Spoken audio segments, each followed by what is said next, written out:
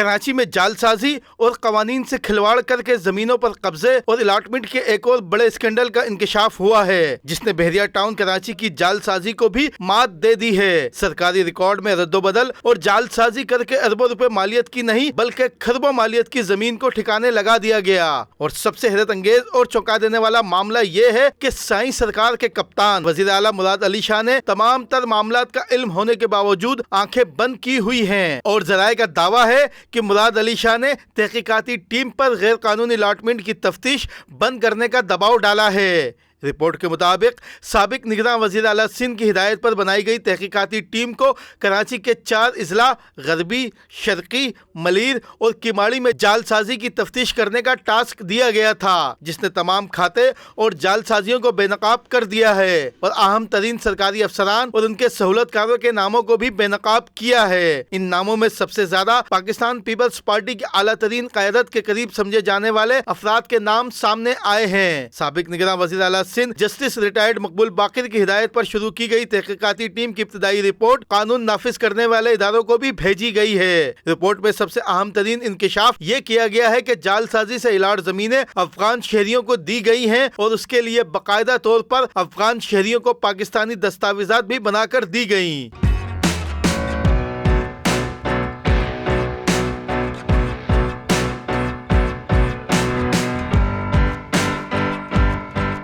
تحقیقاتی ٹیم نے صرف ضلع غربی کی تحصیل منگو پیر میں 5500 ایکڑ اراضی پر جعلسازی کا تعین کیا ہے اور اس زمین پر مختلف سوسائٹی اور گوٹھ بنائے جانے کا بھی انکشاف کیا گیا ہے، جہاں پر مختلف کیٹیگری کے پلاٹس 5 تا 30 لاکھ روپے میں فروخت کیے گئے اور جعلی دستاویزات بنا کر شہریوں کو دی گئیں۔ پرائم نیوز کو موصول رپورٹ کے مطابق اس سارے کھیل میں اہم ترین شخصیات شامل ہیں اور جعلسازی کے لیے لینڈ مافیا کے کارندوں نے ضلع غربی میں 2 مختلف ادوار میں اپنے من پسند افسران کو نہ صرف ڈی سی لگوایا بلکہ مختار کار، تپیدار، اسسٹنٹ کمشنر بھی ان کی مرضی سے لگائے گئے، جس کے لیے سائیں سرکار کے سابق وزراء کو منہ مانگے پیسے دیے گئے۔ ڈپٹی کمشنر کے ساتھ لگائے گئے افسران نے زمینوں کی تمام جعلسازی کی اور اینٹی انکروچمنٹ پولیس نے بھی ان کی معاونت کی۔ یاد رہے کہ یہ تمام الاٹمنٹ سپریم کورٹ کی جانب سے پابندی کے باوجود بورڈ آف ریونیو کے افسران کی ملی بھگت سے کی گئی۔ ذرائع کا کہنا ہے کہ CMIT میں بقایا ریکارڈ کی موجودگی کے باوجود مزید اضلاع کی تحقیقات کو با اثر لینڈ مافیا کے دباؤ پر بند کر دیا گیا۔